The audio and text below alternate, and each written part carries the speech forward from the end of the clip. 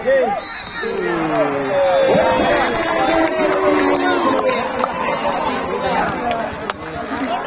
malam, tengok malam.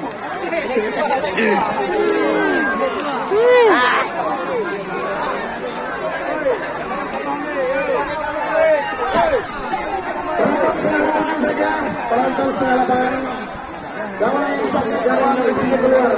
Ya, penonton setengah lapangan.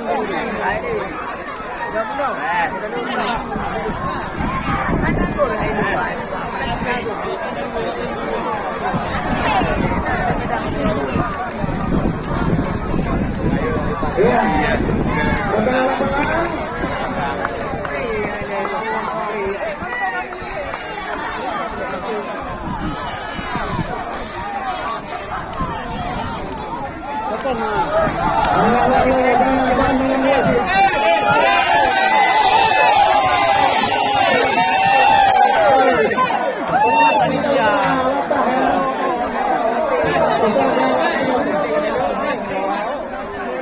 Bangai tak gua lewat tu.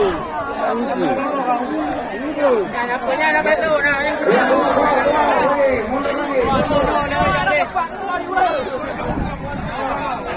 Sampai ke tengah saja ya.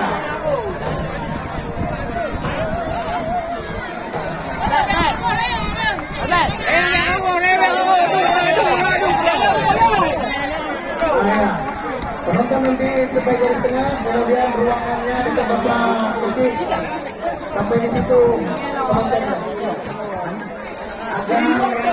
Pemimpin utama Bapak Iskandar, Bapak Usman, dan juga Bapak Taslim, Ketua Asosiasi Sepak Bola Kabupaten Aceh. Ya, sampai situ saja penontonnya nanti. Sampai situ untuk mengunci penonton.